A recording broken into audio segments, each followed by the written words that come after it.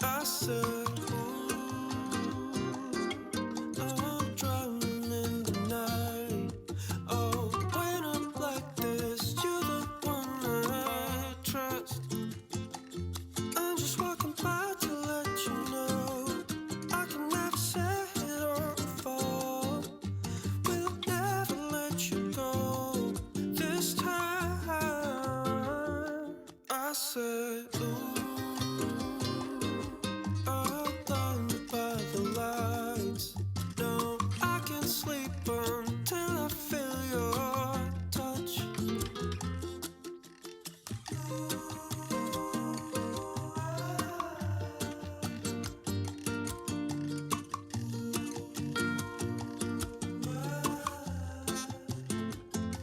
I said, ooh, I'm blinded by the lights. No, I can't sleep until I feel your touch. I said, ooh, I'm drowning in the night. Oh, when I'm like this, you're the one I trust.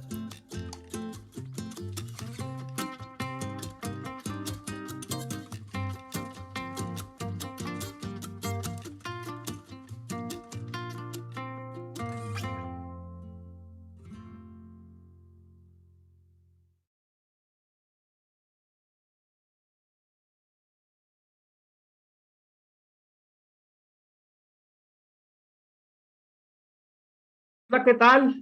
Muy buenas noches, tengan todas y todos ustedes. Me da mucho gusto saber que han estado muy interesados en esta charla de cierre de las actividades de este equipo que se llama JBA Farmacovigilancia. Sean bienvenidas a esta charla que de manera muy especial he preparado para todos y cada uno de ustedes. La temática que nos trae el día de hoy, a estar convocados casi en vísperas de las posadas, es justamente una temática que trasciende fronteras, una temática que se vincula con los estados, con el estado de la farmacovigilancia en tres geografías. ¿Por qué estas tres geografías? ¿Por qué Estados Unidos? ¿Por qué Europa? ¿Y por qué México? Resulta ser que recientemente, hace unas cuantas semanas, México, a través de la agencia reguladora local, que es COFEPRIS, fue aceptado para ser miembro de la ICH. Un compromiso que sin duda será muy grande para la autoridad reguladora en México, comenzando con la evaluación del proceso de ensayos clínicos. Pero por ahí de las conversaciones que la misma agencia sanitaria ha tenido y ha compartido con el resto de la audiencia en México, ha hablado que uno de los siguientes elementos a evaluar y a, sobre todo, adaptar a este proceso que marca la ICH, que marcan los principios ICH, sería el de la farmacovigilancia. Y al ser México ese primer país hispanohablante que recibe esta membresía, siendo el segundo país en la región, el primero, como lo sabemos, fue Brasil, y ahora tenemos a México, me pareció muy interesante tener un espacio de reflexión en este cierre de año para poder conversar en relación al estado de la farmacovigilancia en Estados Unidos de América, Europa, México, en virtud de los principios ICH, esos principios que van de la A a la F. Así es que gracias por estar aquí. Ya somos más de 100 los conectados a esta sesión. Me da mucho gusto, me siento muy contento de saber cómo los farmacovigilantes, cómo los regulatorios, cómo los que estamos involucrados en las diferentes áreas que se vinculan con el hacer de la investigación, el desarrollo, comercialización y vigilancia de los medicamentos, hoy en día nos estamos congregando. Y para ello, para dar inicio a esta conversa, una conversa que trataré de hacer lo suficientemente ágil, me gustaría invitarlos nuevamente, como ya se los ha comentado Gaby, a que puedan dejarnos saber a través del chat de qué país se están conectando. Para nosotros será un gran honor poder leer. Mientras tanto, de los que en los momentos que estábamos en el preámbulo de esta sesión, pues saludo a los colegas que se conectan de Guatemala, de Argentina, de Costa Rica, de Ecuador, de Perú, de Panamá, de Nicaragua, de Cuba y por supuesto de México. Sean bienvenidos, sean bienvenidas a esta sesión. También veo ahí colegas que se conectan de Colombia. Gracias por estar aquí. Comenzamos con esta charla. Y para poder hablar de este estado de la farmacovigilancia en términos y vinculado con el hacer de los principios ICH, pues debemos tener un punto de partida en esta carrera. Y ese punto de partida me parece que es un punto muy necesario, un punto necesario que necesitamos abordar brevemente, porque en este ámbito de las mejores prácticas, de si estamos o no haciendo los procesos regulatorios conforme a lo que dictan entidades como ICH o algunas otras agencias reguladoras, hay una serie ya de conceptos que parecen ser lo mismo y que sin duda no son lo mismo. El primero tiene que ver con el concepto de buena práctica o la famosa good practice. Y de hecho en Latinoamérica, varios de nosotros cuando hablamos de farmacovigilancia, hacemos referencia a estas buenas prácticas de farmacovigilancia. Pero, ¿qué es una buena práctica? En este sentido, una buena práctica es un ejemplo del mundo real, es decir, un estudio de caso, en el que se ha aplicado un método o una técnica que ha mostrado sistemáticamente resultados superiores a los obtenidos por otros medios. Primer punto de partida. Pero además, hay otros 3 conceptos muy interesantes a revisar para poder comprender un poco más este análisis que les propongo desde aquí, desde el estudio de su servidor. 3 conceptos que emanan de un documento publicado por la Organización Mundial de la Salud en este 2021, el famoso Good Regulatory Practices in the Regulation of Medicinal Products. ¿Cuáles son esos conceptos? El primero tiene que ver con la armonización o la armonización regulatoria, donde la armonización regulatoria se define de acuerdo a este documento como aquel proceso mediante el cual las directrices técnicas de las autoridades participantes en varios países se uniforman. Es decir, un escenario como el que sucede en Europa, donde los diferentes países que son miembros de la Unión Europea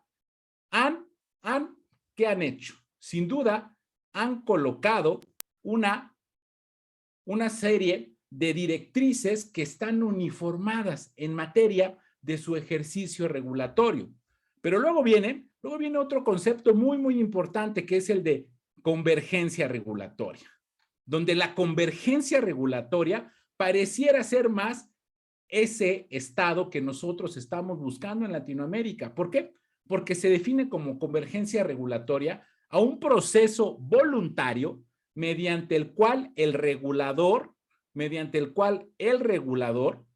se hace de los diferentes requisitos de diferentes países o regiones, que en este caso del mundo, se hace de esos requisitos, de esos diferentes esquemas regulatorios y los adopta de manera gradual en aras de poder estar de alguna forma alineado a directrices técnicas internacionalmente reconocidas.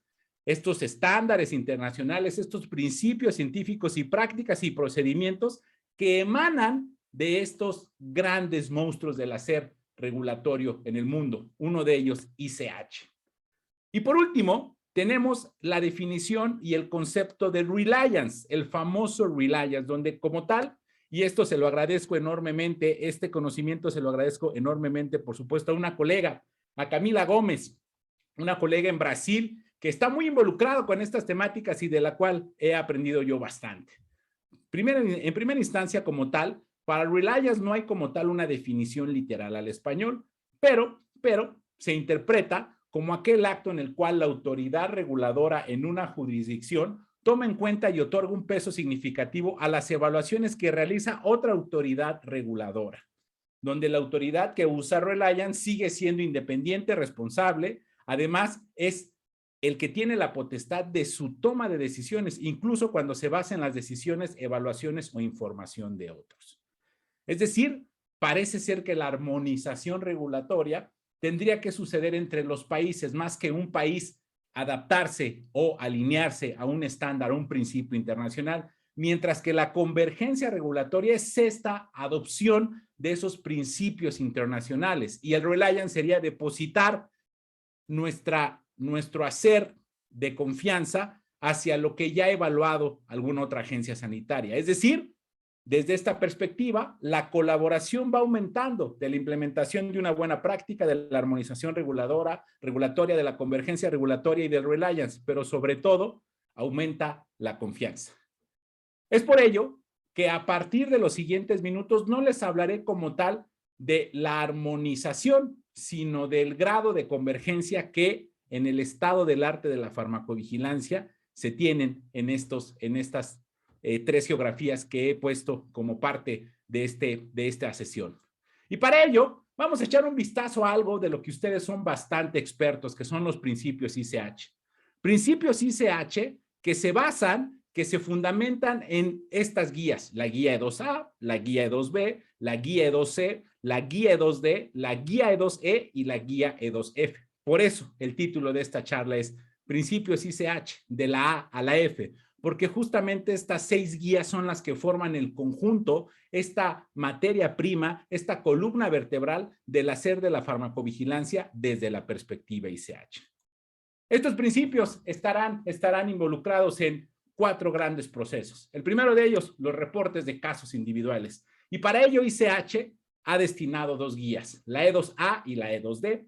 La E2A es aquella que se vincula a las reglas que se definen para el reporte de casos individuales en materia de farmacovigilancia durante el ejercicio de la investigación clínica. En este contexto, les quiero decir que nuestro punto de partida sería poder identificar eventos esperados, no esperados, graves o no graves. ¿Qué dice esta guía E2A en esta materia?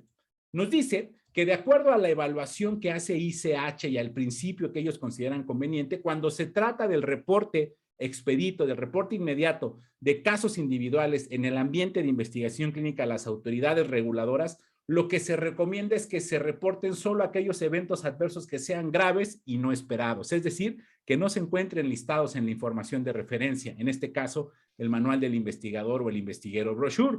Y desde aquí, en ese contexto, esos eventos adversos graves, además, los dividen en 2 categorías, aquellos que son fatales o que pueden llevar o que han llevado a poner en riesgo la vida del sujeto, y los demás serios. Para los primeros, precisa que se tengan o que se consideren 7 días calendario, mientras que para los segundos 15 días calendario. Esto es para lo que pasa en la fase de investigación y desarrollo.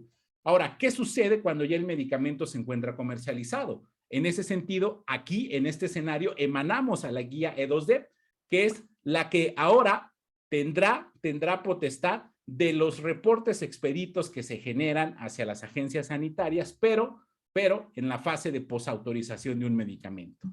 Y tomando este mismo principio, donde en este ciclo de vida del medicamento, en este momento podemos colectar como unidades de farmacovigilancia, como hospitales, etcétera, etcétera, eventos esperados, no esperados, graves y no graves, lo que el principio ICH presenta o propone es que se reporten hacia las agencias sanitarias de manera primordial los eventos adversos, una vez más graves y no esperados, dejando a consideración de la autoridad reguladora si los eventos esperados también debiesen estarse notificando de manera expedita. Ahora, en ese sentido, es muy importante hacer esta precisión. La precisión que ahí les coloco, donde las reacciones adversas no graves, esperadas o no esperadas, no suelen ser sujetas de una notificación expedita, de una notificación acelerada. En ese sentido, desde un principio ICH para medicamentos ya en la fase de posautorización, los eventos adversos, tanto no graves como graves que sean esperados, no deberían estarse notificando de manera expedita a la autoridad sanitaria. ¿Y cuál es la propuesta que hace ICH en este principio, en este estándar? Básicamente que todos los eventos adversos serios, no esperados, aquí no se hace esta separación si son los que llevan un desenlace fatal o los que ponen en riesgo la vida de ese sujeto. Aquí cualquier evento adverso debería estarse notificando hacia la agencia sanitaria. ¿Cuándo? Justamente 15 días, a más tardar 15 días calendario después de la identificación del mismo. Principios muy importantes. ¿Qué pasa en términos de la transmisión electrónica de la información? Otro de los aspectos que estaremos evaluando como parte del estado del arte. Esta transmisión electrónica de la información básicamente consiste en que 2 bases de datos se puedan comunicar, una y la otra puedan enviar información en ambos sentidos bajo este estándar. Un estándar en donde cada uno de los elementos que hacen parte de un reporte de caso individual están adecuadamente clasificados y segregados en un formato y en un lenguaje, el famoso lenguaje E2B, y para ello está la guía E2B, que es justamente la que hace parte de la famosa connotación que nosotros usualmente hacemos referencia cuando se trata de hablar de transmisión electrónica. Y esto con el fin que ya les mencionaba, que las bases de datos se puedan comunicar independientemente de lo que haga un humano, más allá de darle transmitir. El siguiente principio tiene que ver con los reportes agregados, y para eso ICH, así como pasa con los reportes individuales, precisa dos grandes momentos: la fase de investigación y desarrollo y la fase de posautorización.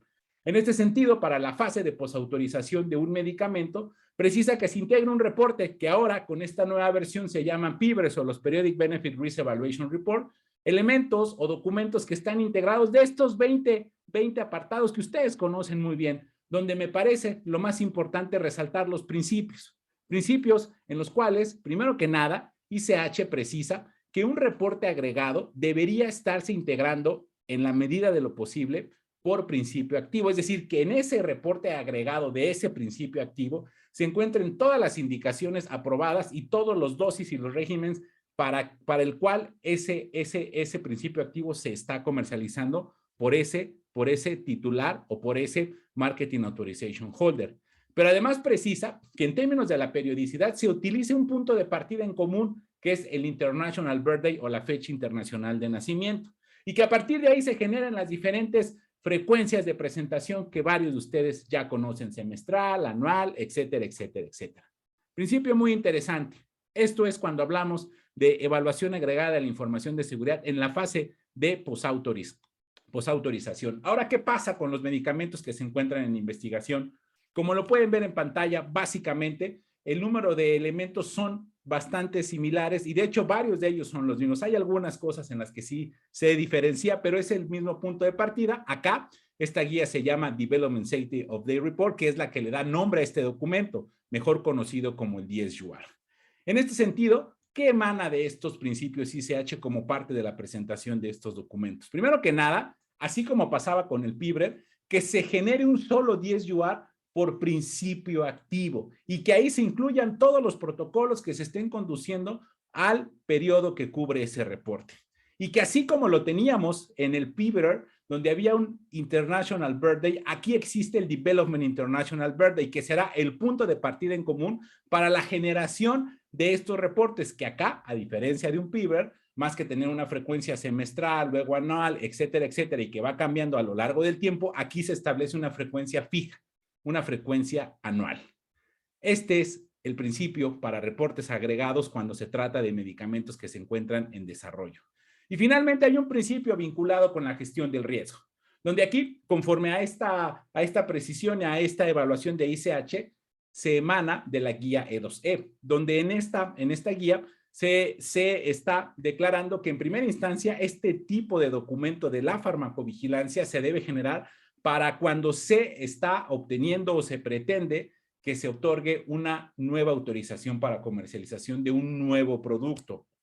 Y en este sentido, este documento, que se llama el Pharmacovigilance Planning, se estará integrando de dos importantes componentes: el de especificaciones de seguridad y el del plan de farmacovigilancia, en donde en el de especificaciones de seguridad justamente se hablará de aquellos elementos que son relevantes de ese perfil de seguridad para esa molécula que ya fue investigada y que ahora se pretende sea comercializada.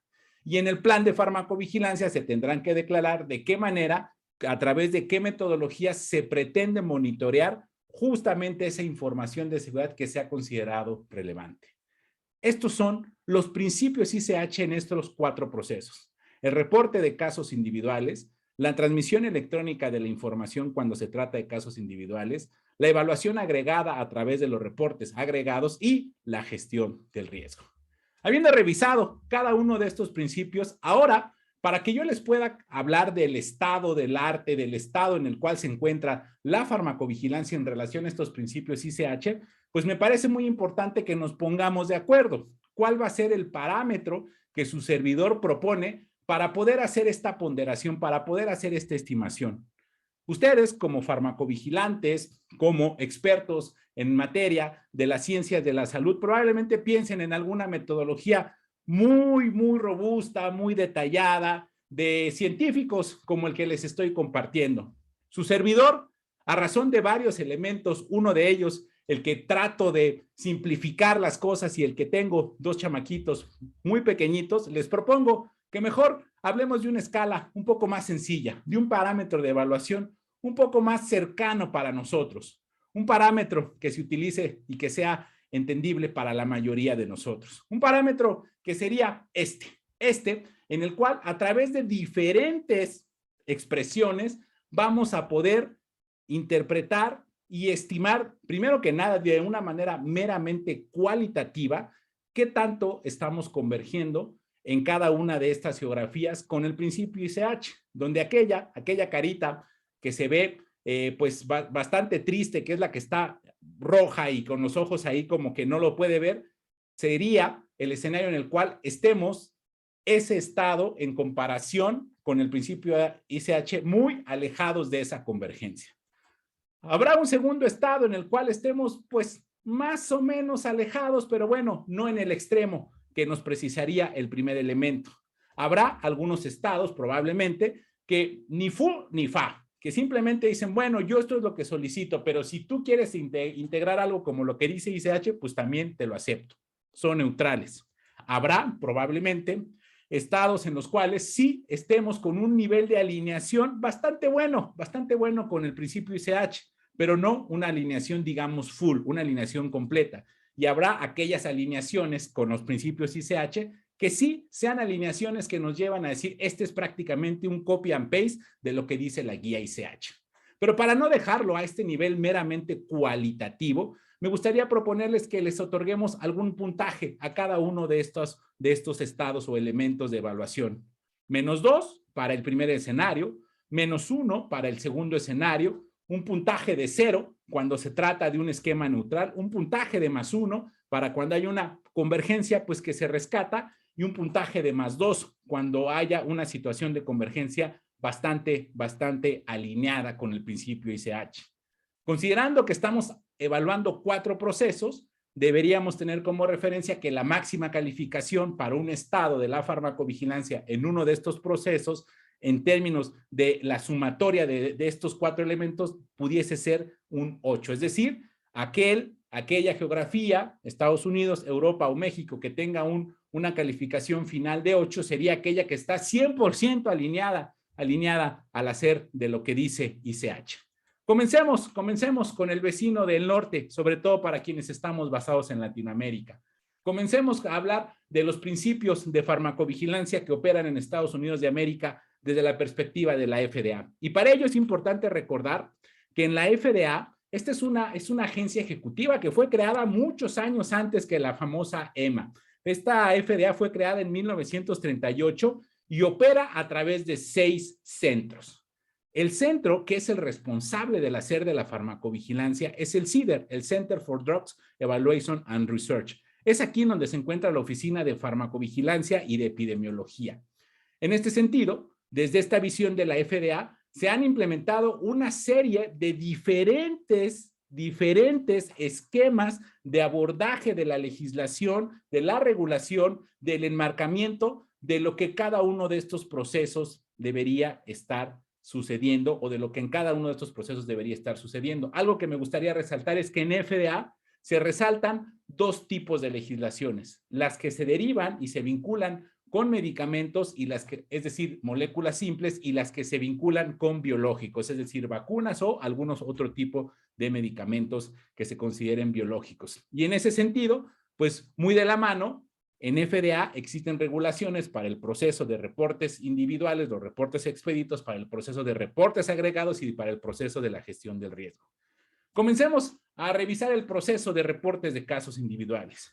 En la FDA, aquellas moléculas que se encuentran en investigación se les denomina INDs o los Investigational New Drug.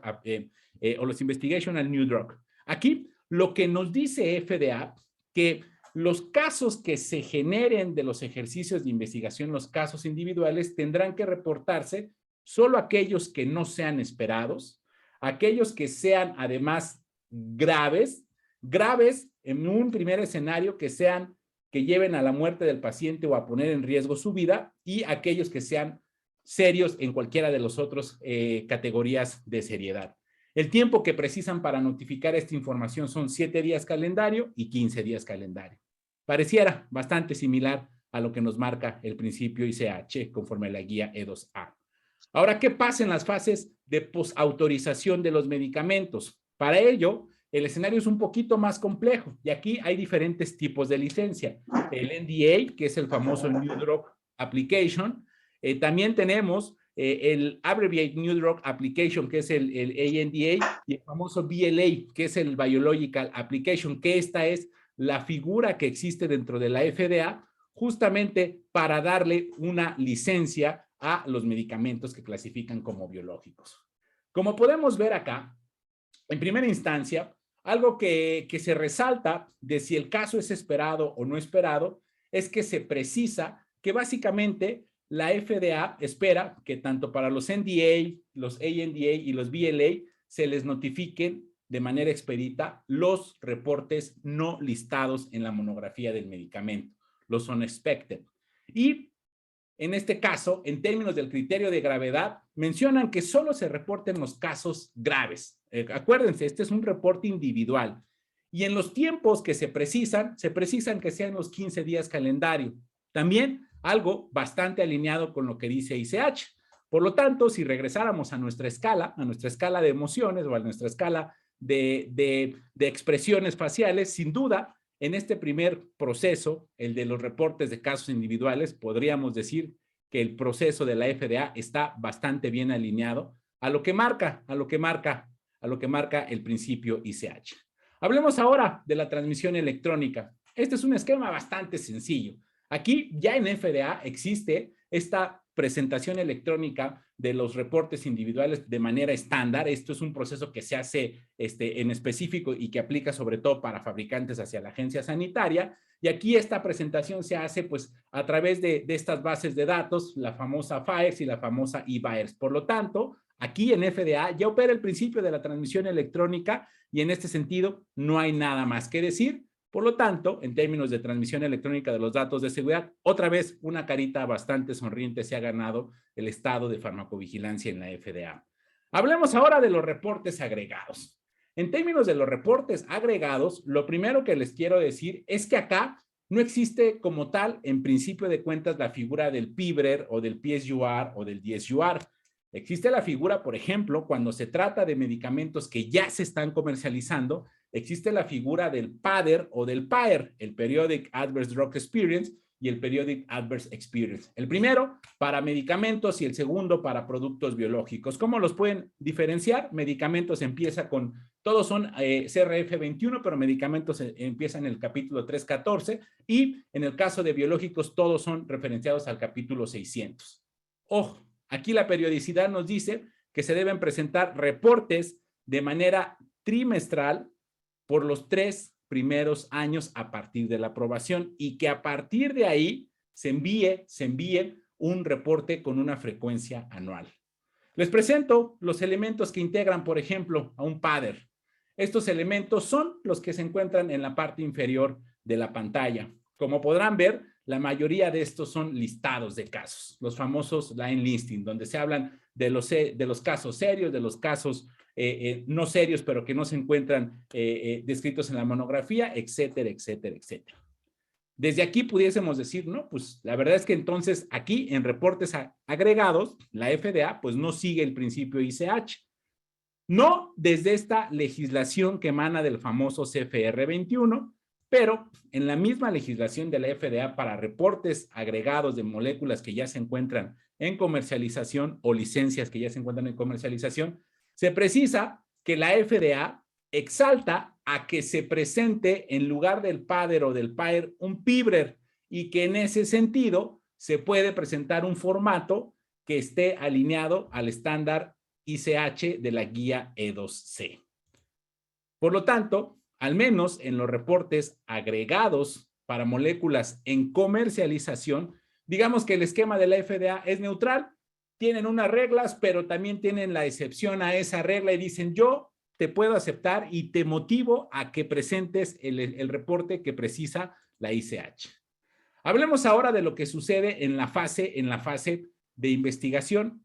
Acá, desde el esquema de la FDA, no existe el DSUR, existe algo que se llama el IND Annual Report. Este IND Annual Report está integrado por estos elementos: información del estudio, un resumen de la información, cambios significativos al protocolo y cambios al manual del investigador, etcétera, etcétera, etcétera, cambios o actualizaciones. Nuevamente, desde esta visión, pudiésemos decir nosotros, y debiésemos decir de hecho, que el esquema de la FDA pues no está alineado a lo que se precisa en la guía ICH E2F, por ejemplo, la de los 10 URs. Sin embargo, una vez más, la FDA precisa que ellos han adoptado esta guía E2F y que por lo tanto, en aras de promover esta armonización global, la FDA estaría en condiciones de aceptar un 10 UR en lugar del IND. Por lo tanto, de aquí podríamos decir que en este caso, la FDA se mantiene neutral hacia los reportes agregados. Ahora vamos a hablar del último proceso, la gestión del riesgo. En términos de la gestión del riesgo, en FDA existe algo que se llaman los REMS, los Risk Evaluation and Mitigation Strategy, que básicamente es un plan de gestión del riesgo que se requiere cuando son necesarias implementar medidas adicionales de minimización. De hecho, este documento se integra por 5 diferentes secciones, donde a partir de la sección 3 se establece justamente qué tipo de acciones se van a estar implementando para minimizar un riesgo que se considere grave. Aquí no es necesario integrar las especificaciones de seguridad ni cómo se pretende llevar a cabo el monitoreo de esa nueva molécula o de ese nuevo producto que se está intentando integrar al mercado. Aquí no se requiere nada de eso. Es más, de hecho, un REMS también se puede solicitar hacia una molécula que ya se encuentra comercializada. Por lo tanto, desde este punto de partida podemos decir que el principio de gestión del riesgo de Estados Unidos de América en comparación al principio ICH definitivamente no está alineado, porque de hecho aquí, a diferencia de los escenarios previos que les compartí, no hay ninguna leyenda que diga se puede presentar algún documento de gestión del riesgo como el que establece, por ejemplo, ICH. Hablemos ahora de la otra gran región que utilizamos, sobre todo en Latinoamérica, como ejemplo, como figura, la región europea, la Unión Europea, donde a través de la famosa EMA, la European Medicines Agency, se han establecido los diferentes procesos. Aquí, la EMA, a diferencia de la FDA que fue creada en 1938, la EMA fue creada en 1995, es de más reciente creación. Y la EMA opera a través de 7 comités científicos, el famoso Comité de Medicamentos de Uso Humano, el Committee for Medicinal Product for Human Use, el famoso comité que autoriza las nuevas moléculas, etcétera, etcétera, pero también está integrado por un comité que se denomina el PRAC, el famoso Pharmacovigilance Risk Assessment Committee o el Comité de Evaluación de Riesgos en Farmacovigilancia. Este PRAC opera el hacer de la farmacovigilancia en los diferentes estadios de una molécula, pero la farmacovigilancia de la Agencia Europea de Medicamentos se deposita principalmente en las famosas GVPs o en las Good Pharmacovigilance Practices, a través de estos módulos que ustedes conocen bastante bien. Vamos a revisar qué dice el esquema europeo en cuanto al reporte de casos individuales. Lo primero que podemos observar es que para aquellos medicamentos que ya se encuentran comercializados conforme al módulo 6, lo que se precisa es que los eventos adversos graves son aquellos que se deben notificar aquí en el marketing, de parte del Marketing Authorization Holder a la agencia sanitaria en los siguientes 15 días calendario a partir de su fecha de recepción. Aquí no se hace una diferencia entre si son esperados o no esperados, y de hecho no se hace una diferencia entre si son graves, fatales o que ponen en riesgo la vida y los otros graves. Se habla de todos los graves y se precisa un periodo de 15 días. Aquí los no serios sí se solicitan si es que el Estado o la entidad reguladora también así lo precisa, que sean enviados en un periodo de 90 días calendario. ¿Qué pasa con la información de seguridad que se genera en estudios clínicos? Conforme al módulo 6 o al módulo 6 de las buenas prácticas de farmacovigilancia de Europa, En este esquema, en estas buenas prácticas, no se aborda ni no es alcance la información que se genera desde los ámbitos de la investigación clínica. Y con este contexto, pudiésemos decir que en este proceso no estamos 100% alineados al principio ICH, sino estamos alineados de una manera, digamos, relativamente o de una manera parcial. ¿Qué pasa con la transmisión electrónica? En términos de la transmisión electrónica, pues aquí sobra decir que este proceso de transmisión electrónica de los datos de seguridad opera a través de la famosa Vigilance, y aquí no hay nada más que hacer, simplemente se está cumpliendo con el estándar ICH de comunicar información en este formato, en este lenguaje E2B a través de documentos XML, y por lo tanto aquí 100% alineación. ¿Qué pasa con los reportes agregados de seguridad? En este sentido, el módulo séptimo, el de los Periodic Safety Update Reports, precisa muy bien que el principio de operación de este módulo está relacionado y está basado en lo que dice la guía ICH E2C, y que de hecho, por ejemplo, aquí les menciono que hacen referencia a esta fecha, a este punto de partida que es el International Birthday. Por lo tanto, en este esquema podemos decir que en reportes agregados, la Unión Europea, desde las buenas prácticas de farmacovigilancia de la EMA, está alineada de una manera prácticamente total. Último proceso, la gestión del riesgo. En términos de la gestión del riesgo, como pueden ver, los documentos de un plan de manejo de riesgos o de gestión del riesgo conforme al módulo quinto de las buenas prácticas de farmacovigilancia integran estos 7 apartados. De estos 7 apartados se resalta que hay gran consistencia con el de especificaciones de seguridad y el plan de farmacovigilancia. De hecho, persiguen lo mismo, declarar los aspectos más relevantes del perfil de seguridad y decir cómo se pretendan monitorear o abordar esos aspectos. Sin embargo, en complemento, a diferencia de lo que solo establece ICH, aquí, desde la perspectiva europea, se establece un bracito que en ICH no se contempla, que son las actividades relacionadas a la minimización de los riesgos. Y es desde aquí que nosotros podemos decir que el proceso de ICH, en este sentido, no solicita información de minimización o actividades vinculadas con minimización de riesgos, mientras que el proceso de Europa sí. Y en este sentido, pues podemos decir que la alineación o el grado de convergencia con el esquema ICH es un grado con esta carita intermedia, no esa carita como la vimos en la transmisión electrónica de los datos de seguridad. Y para finalizar, hablemos ahora de México, hablemos de lo que pasa en México hoy en día. Primero que nada, importante mencionar para aquellos colegas que no están basados en México, que es la COFEPRIS, la Comisión Federal para la Protección contra Riesgos Sanitarios, la que se encarga de la legislación de medicamentos y vacunas. Y en ese sentido, esta COFEPRIS además se integra por diferentes comisiones, la COS, la CAIAC, la CAS, que es como el Comité de Medicinas para Uso Humano en Europa, y algo que se llama CEMAR, la Comisión de Evaluación y Manejo de Riesgos. Y es en CEMAR donde se depositan las actividades vinculadas a la vigilancia de medicamentos y vacunas, es decir, a la farmacovigilancia. De CEMAR se desprende una entidad que se llama el Centro Nacional de Farmacovigilancia, y es esta entidad la responsable de la emisión de la normatividad de farmacovigilancia por excelencia que se debe seguir en México, que es la NOM 220, instalación y operación de la farmacovigilancia. Pero es importante que ustedes sepan que además de esta NOM 220, se han publicado una serie de guías que tratan de complementar lo que esta legislación precisa. ¿Hacia quién? En específico y de manera primordial hacia los titulares de los registros sanitarios o los Marketing Authorization Holder. Vamos a ver cómo estamos en términos de reportes de casos individuales. Como podemos ver acá, en términos de reportes de casos individuales, pues básicamente estamos solicitando que se reporten todos los graves, todos los no graves de manera expedita, y los tiempos de reporte pues andan entre los 7 días, los 15 días para los casos graves, y para los no graves andan por ahí de los 90 días naturales.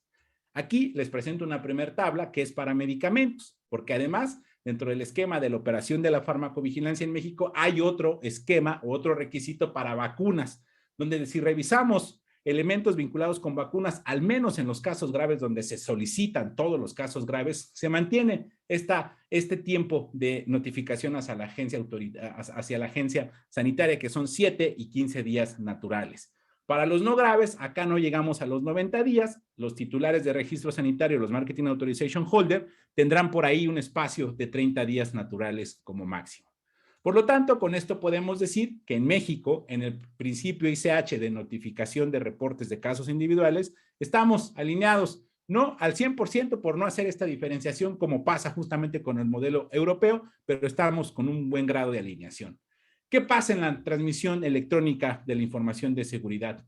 Pues hace ya prácticamente 2 años se notificó que de la mano del apoyo que recibió la autoridad sanitaria en México, así como muchas otras autoridades en Latinoamérica, se ha implementado desde septiembre del 2019 Vigiflow, donde Vigiflow es justamente esta plataforma que le permite a la autoridad y que además le permite a los fabricantes poder notificar información de seguridad en este esquema que precisa ICH a través de un lenguaje E2B. Sin embargo, aún este proceso no está 100% implementado para toda la industria farmacéutica y en ese sentido es por ello que podemos decir que la implementación se encuentra en un grado, digamos, de buena implementación, pero pendiente de cerrar este círculo.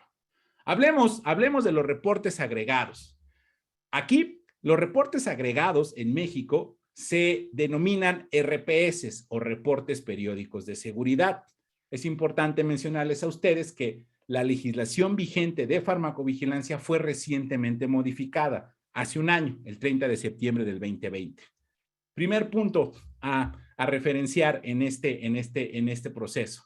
Aquí, si bien es cierto que el formato que se solicita en la legislación de farmacovigilancia y en la correspondiente guía es un formato del PIBRED en su general, los puntos de partida son bastante diferentes. Acá, en México, no se considera el International Birthday como el punto de partida para poder presentar esta información. Acá la fecha que se considera de referencia es el inicio de la comercialización.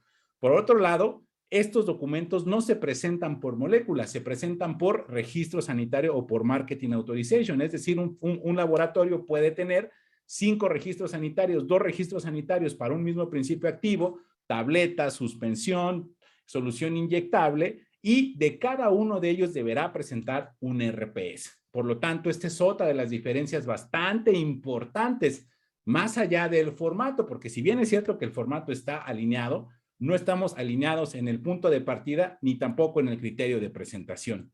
Y de hecho, ya en la guía que les comento, guías que se utilizan para complementar lo que dice la legislación, se incluyen algunos otros requisitos que piden información meramente local, en algunos formatos que de alguna manera pues demandan un trabajo extra hacia quienes deben integrar esta información. ¿Por qué? Porque hay una situación en la cual se precisa información de seguridad que no hace mucho sentido con lo que desde el estándar ICH se está solicitando.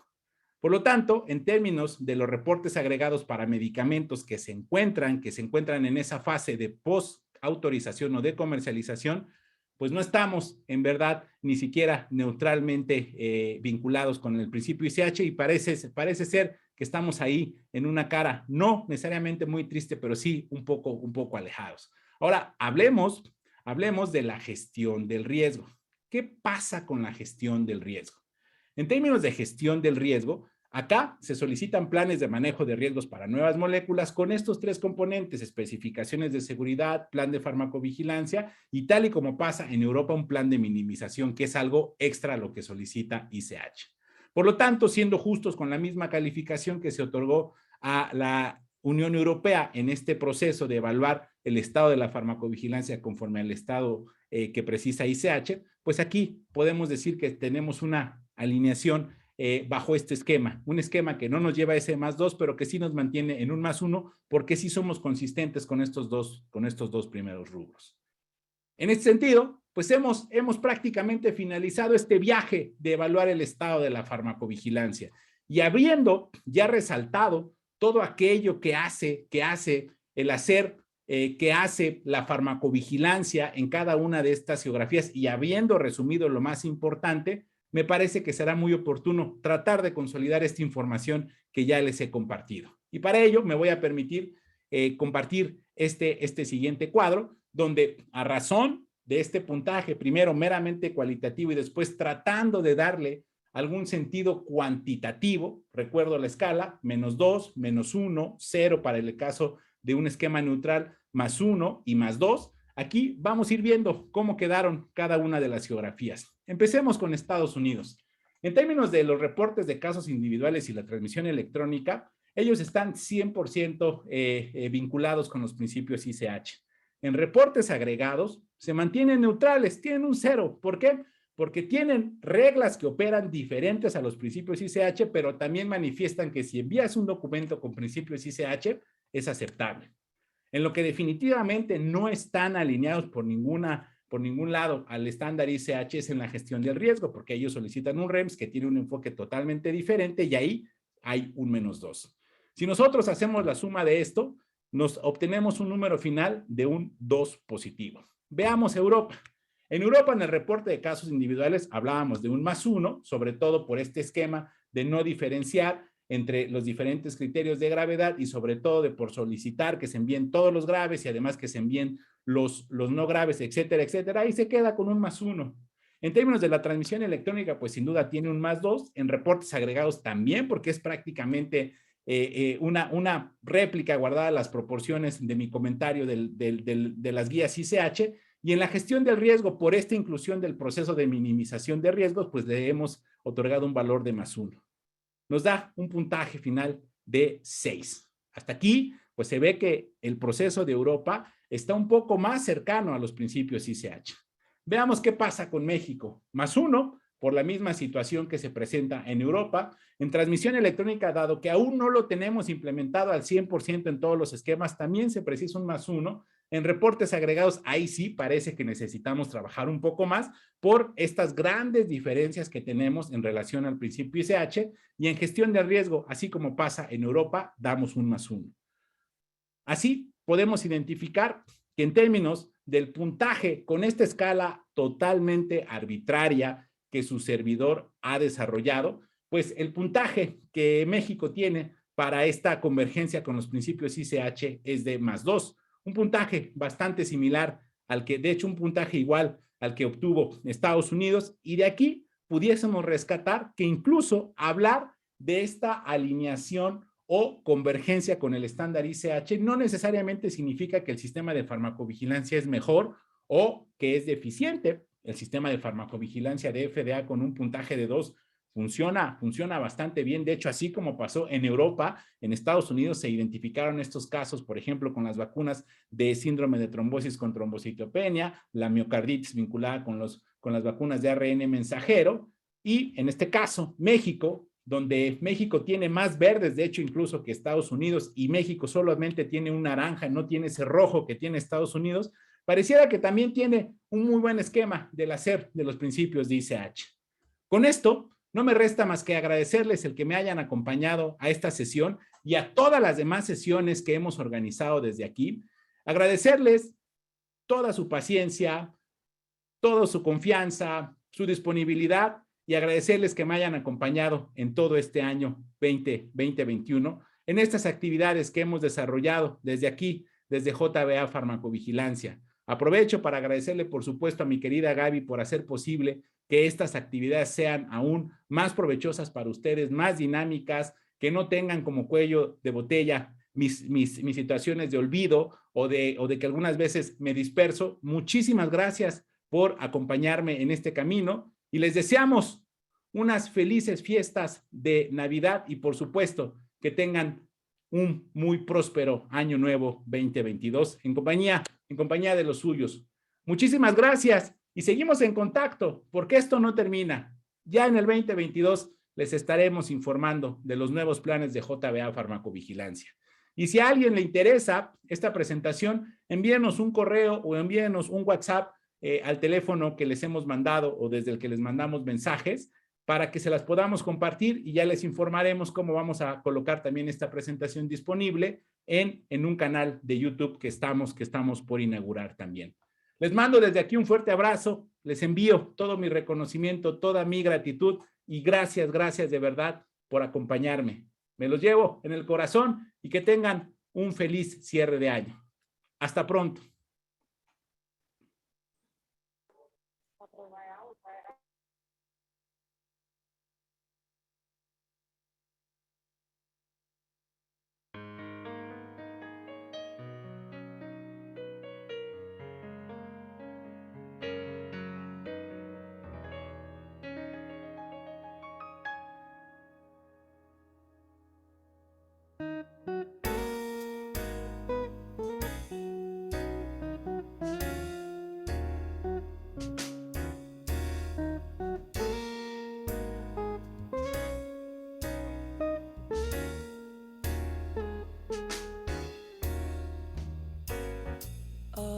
It's quiet, a New Year's Day. A world in white gets underway. I want to be with you night and day. Nothing changes a New Year's Day. On New Year's Day, on New Year's Day,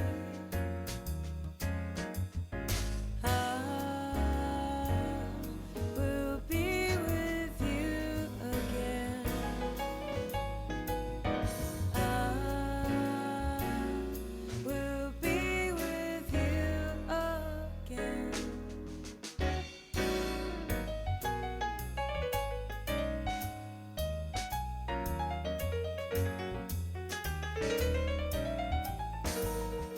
Under a blood red sky,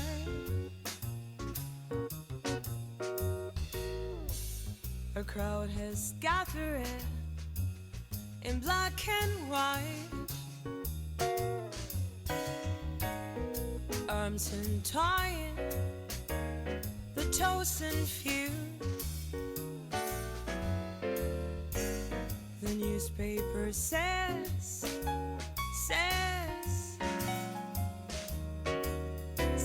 it's true, and we can break through the eternity. We can be one.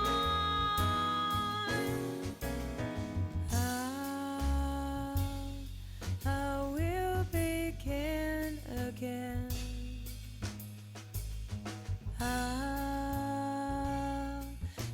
will begin again.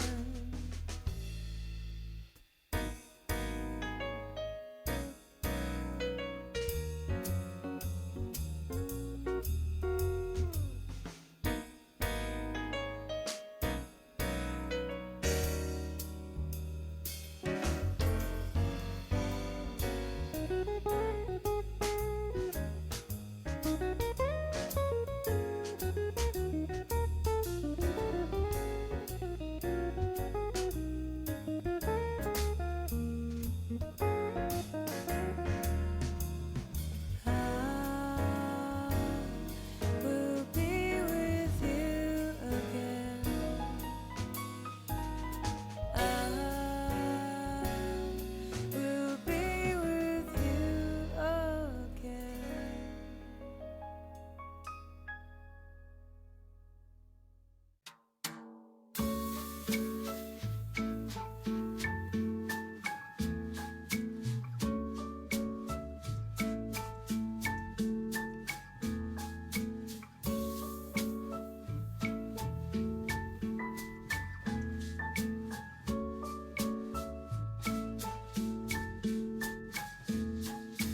You got a fast car, I want a ticket to anywhere.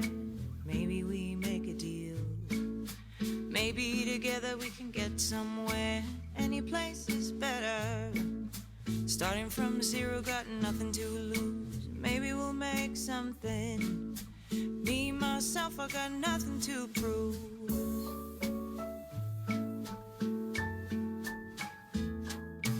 You got a fast car, I got a plan to get us out of here. I've been working at the convenience store. Managed to save just a little bit of money. Won't have to drive too far. Just cross the border and into the city. You and I can both get jobs and finally see what it means to be living.